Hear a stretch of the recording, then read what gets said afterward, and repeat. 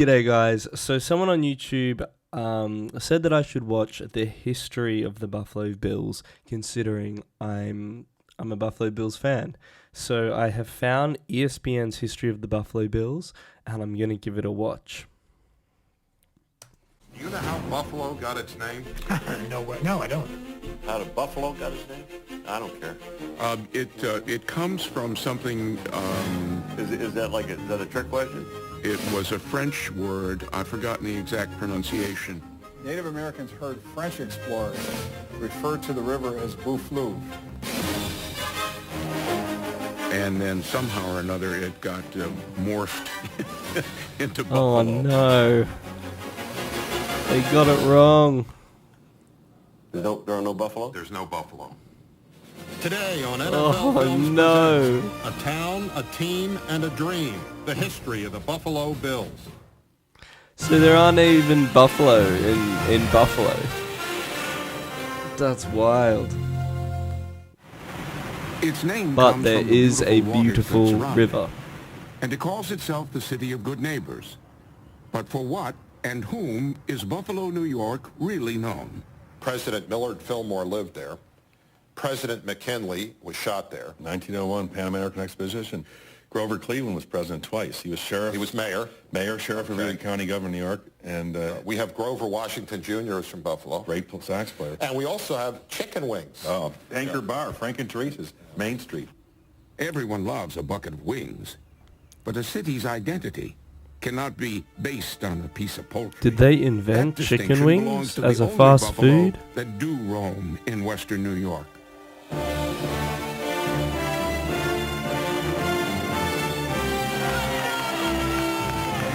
The Bills are this town's strongest link to the big time. And it's Reed. Reed at the 20-yard line. Still on his feet. To the 15. Down to the 10. To the 5. In for the touchdown. The Bills put and keep Buffalo on the map nationally. Every city in the world wants to be recognized for excellence in something. Buffalo has become characterized by this particular sports franchise. Wow. So that's what Buffalo is really known for nationwide. Maybe even internationally. Buffalo smells like a football town. It feels like a football town. The colors, the gray saturation of the climate there, the winds of the lakes, the whole thing reminds you of a football game of the 60s. To walk down the streets of Buffalo with hundreds of people walking to this very industrial, cool stadium that was right there in Buffalo.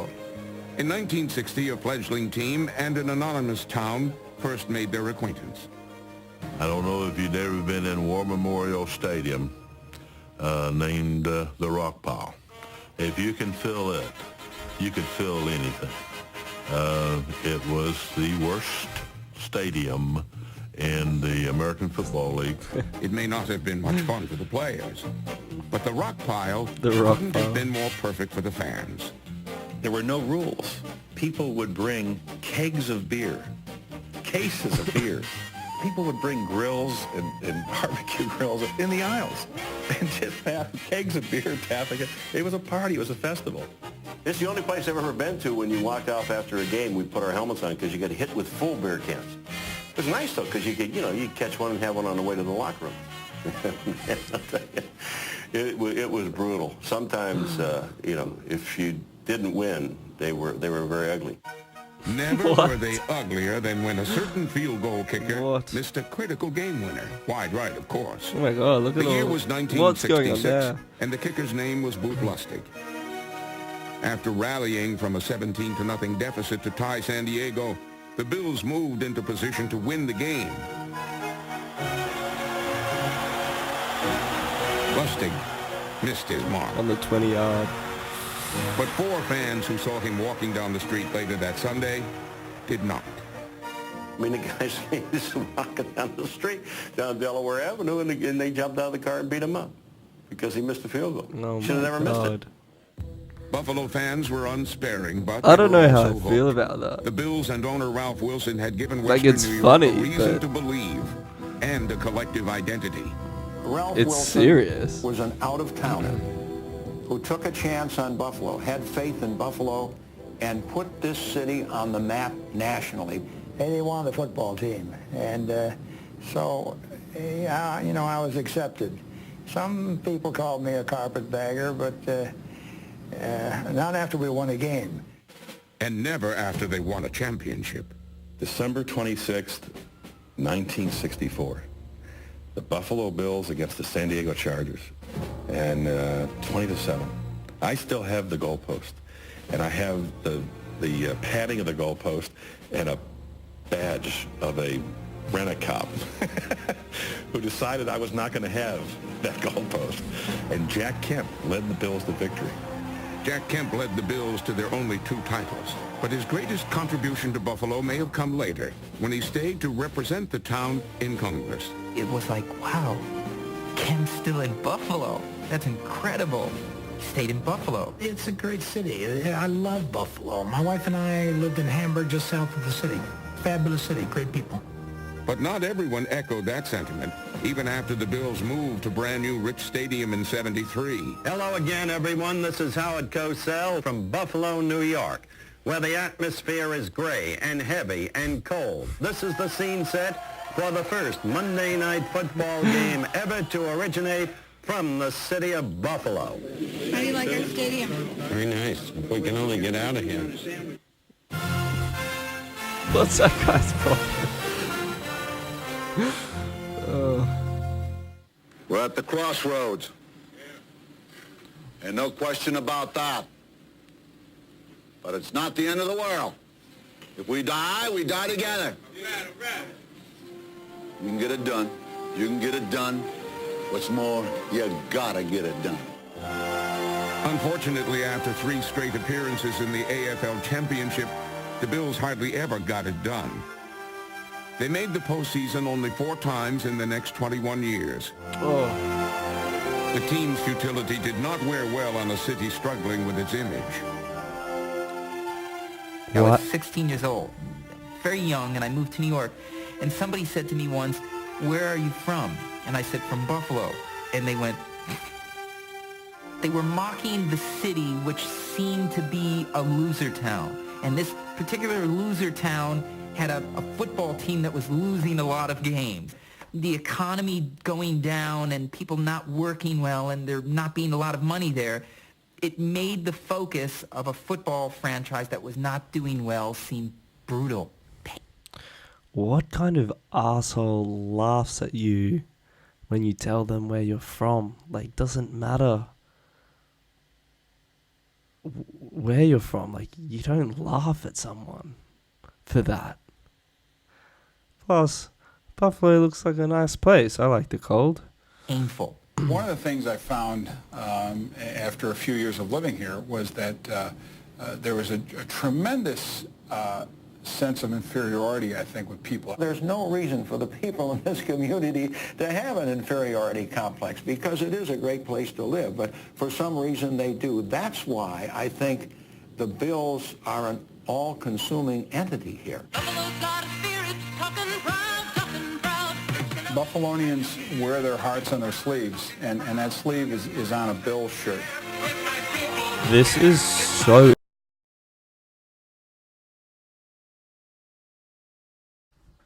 This is so interesting. Proposition, though, for a town with a fragile psyche. In 1980, fans starved for a winner tore down the goalpost after the season opener. A decade later, another goalpost and the football sailing just wide of it threatened to send the entire region into depression. Scott Norwood.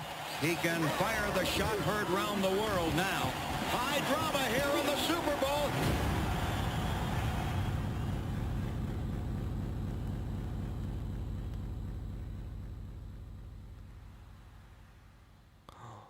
Is that I think one of the most remarkable things I've ever witnessed was after that Super Bowl loss to the Giants, Super Bowl 25, this crowd jams Niagara Square for basically what was a loser's rally, but the feeling of winning and the spirit of support was overwhelming. Wow. And then when they chanted for Scott to come out, I mean, you would think that they'd be chanting for him to come out so they could lynch him. But 25 years after the Booth Lustig incident, Buffalonians had an altogether different reaction to Scott Norwood's misfortune. You know, we're struggling with this right now. You know I am, but I know I've never felt more love than right now. And so began one of the most bittersweet chapters in football history. In one 4-year span, the Bills soared to unprecedented heights and sunk to intolerable depths. The Bills have written history. This has just been a horrible and horrendous nightmare for the Bills. And they are going back to the Super Bowl. What a way to end a tremendous season. I think that's incredible, though, that change in perception with losing a whole city. We had a resilience for the game, a love for the game, a belief in one another. We could count on one another to go back year after year after year, prepare, do whatever it took to get back to the big dance. Fellas, listen up. All you ever asked for is an opportunity. You got it today. Where else would you rather be than right here, right now? Marv Levy loves history, loves Winston Churchill. I sent him a picture one time of Mr. Churchill giving the victory sign during World War II, and he had that famous saying, never give in, never, never, never, never, never yield to the apparently overwhelming might of your enemy. And I signed it, dear coach, he was talking about you. Let's go, guys. We're going to knock their ass off. Is that blood? Like Winston Churchill, head coach Marv Levy used words to inspire his troops. Fight on, my men, Sir Andrews said. A little I'm hurt, but not yet slain. I'll just lie down and bleed a while, and then I'll rise and fight again. We can overcome, baby. We can overcome this. Fittingly, the Bills' crowning achievement was also the greatest comeback in NFL history. They rallied from a 32-point deficit to defeat Houston in the '92 playoffs. Bills can win it here. White puts it down. The kick is on the way, and it is good. And the Bills have won it. Incredible. What a comeback by the Bills. Through it all, Buffalonians stood by their team, though their prayers always seemed to fall on deaf ears. And so now it's in God's hands. God is good. God is just. Please, God, make 3 a charm. Our time has come. Go Bills. My colleague Tom Brokaw said, you can't pray on the public airwaves. You Irish Catholics from South Buffalo are shameless. I said, Brokaw, you'll see. Our time has come. We're going to win. And we lost. And I went back to the hotel, and that's pretty funny. There standing at the bar drinking a long neck beer is Brokaw, who looks across the room and says, hey, Russert, I guess God's a Southern Baptist. Until they win a Super Bowl, until the city that I'm from, until the Buffalo Bills go all the way, I'll always feel like a loser. Oh, that's Buffalo horrible. Bills were the most overrated thing I'd ever seen. I think they totally lucked out. It was like winning Miss America when, Miss California, New York, Texas, Michigan, and Ohio were sick. I think it was the worst era of AFC football that we've ever had. And it was always like, well, isn't anybody going to go to the Super Bowl? All right, send the Bills. Yeah, it's sad the Bills never won a Super Bowl, but I'm not sure they ever deserved it. It's sad to say, but brutal. I think that the way that we're going to be remembered is the losers of 4 straight Super Bowls. But there's another way of looking at it.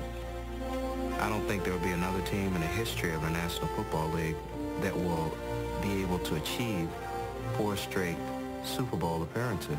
I don't think we belong where the Super Bowl champions belong, but I think we belong among some of the greatest teams that ever played. We're awesome.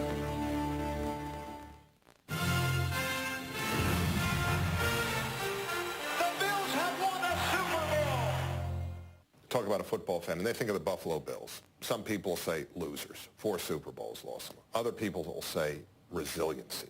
How do you feel about them? Being a Buffalo Bills fan really isn't being a fan. It's a way of life. Last year, Ralph Wilson asked me to go back to Buffalo and talk at the community luncheon, which opens the season. and all the players are there. And I said, when you go out on that field, I know you're playing for your pride. I know you're playing for your career, but you're also playing for this life called Buffalo, this life that it represents people who honestly believe that against all the odds, against some of the worst weather imaginable, they have a magnificent life that they're proud of. Would you rather be than right here, right now? Game day program here for the coldest game in Buffalo Bills history. This is a Bills game. Like that. That's the whole game is that. You're just going, and then you jump up, yeah! You know, yeah! To be honest, that watching a sounds football game in Buffalo. awesome. But they do it, and girls do it. Isn't I that love nice? that. How nice is it a city where you could take a girl to that? She puts the plastic bags on, she puts the batteries in her socks, and you go as a couple. The most beautiful thing that you can do is go and freeze to death and watch a Bills game. It was a great deal of joy playing for a town that was filled with a lot of blue-collar workers. We were out there busting our butts, doing everything we possibly could to bring a championship to that particular area. The Bills are worshipped in Buffalo, but perhaps no fan is more devoted to the cause than Jan Gallo, Vincent's mother. In Buffalo, we love Jim Kelly! In Vincent Gallo's movie, Buffalo 66, Angelica Houston portrays Jan Gallo. Matching Mrs. Gallo's devotion to the Bills may have been the greatest challenge of Houston's distinguished career. New York.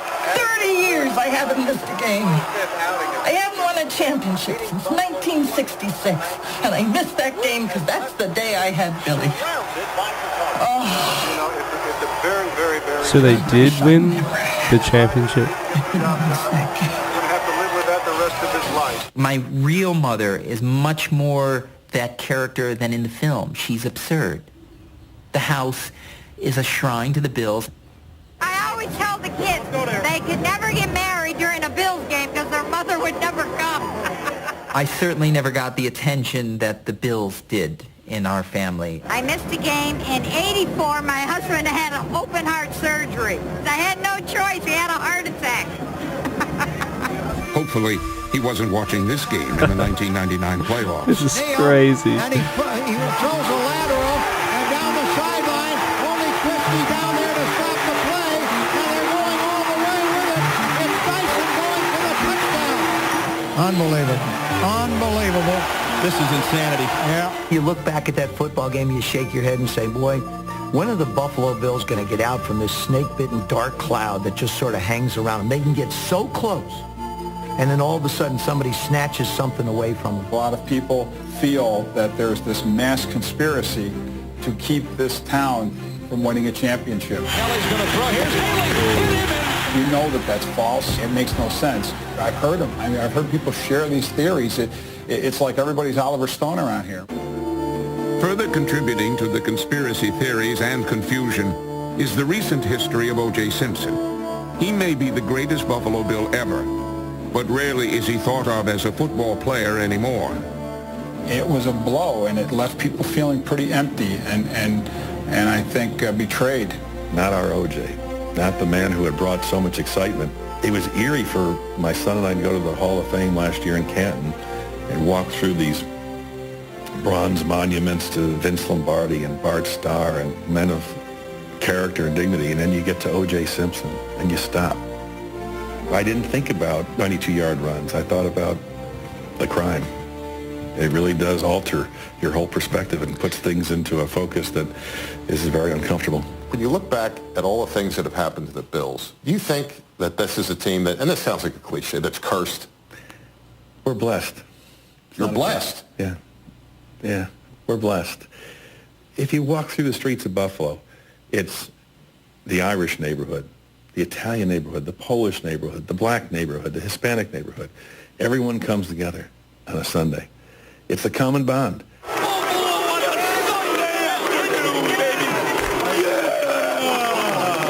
We lose, we hate it, we take it personally, we feel the rejection. Those Super Bowls, oh, God. Whenever the Bills would play Dallas, I'd say, Dallas doesn't need this. They have big oil. and big blonde hairdos and big skyscrapers. They have their own identity, and they play the Redskins. Washington doesn't need this. You have the White House and the Pentagon and the Congress. Buffalo, we have the Bills. That's who we are. Sometimes we feel inferiority complex, but in the end, we know that also being a Buffalonian means getting up, dusting yourself off, and going back in.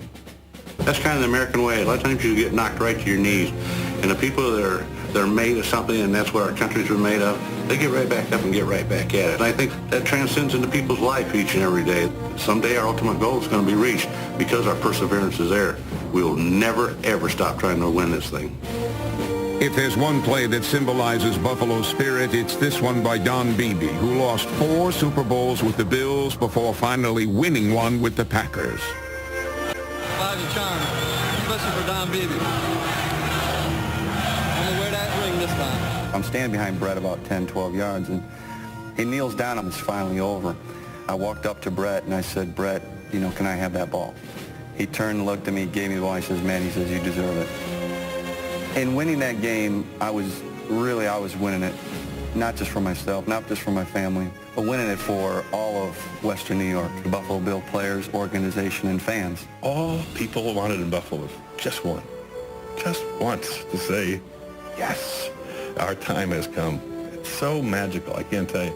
One day, it's going to happen. The Bills are going to win the damn Super Bowl. I'm telling you, we're going to get it. You know, I hope it happens for my poor mother soon, because her life, she's just been waiting. It's as if she's like a spinster who's been waiting to get married or something. You know, it's painful.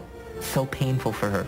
I think the greatest story for the league, for this country, is the Bills winning a championship, because I don't know where a championship could be appreciated more, celebrated more. I mean, I think about what a Super Bowl parade would be like in Buffalo in the middle of January with the weather likely unpleasant, and you would know it. I think there'd be, you know, all these people without shirts on, men, maybe some women too, I don't know, dancing in the streets and celebrating, and the heat of the celebration would probably melt whatever snow or ice was in the city. They'd go crazy. Go crazy. Buffalo, they'll win it someday. You know, they're not cursed. It would be the brass ring, ecstasy. The one thing that, you know, everybody would say, well, now I'm ready to leave the earth even. You know, the Bills have finally won a Super Bowl. You know, I'm gonna be there, and it's gonna feel good, and I'm never gonna feel like a loser again. The Bills have won a Super Bowl for the first time in their history.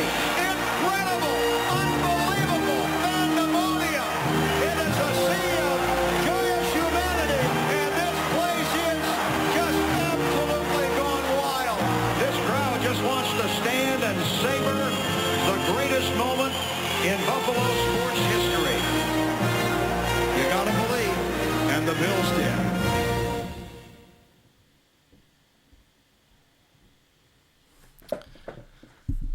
Whoa. I had no idea how much football meant to this city. So have they won a Super Bowl since that movie was made?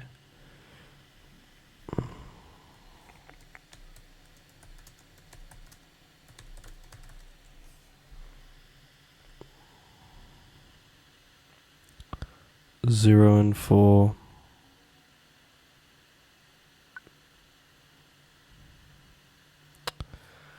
Guys, that's so sad about the inferiority complex and feeling like a loser and stuff.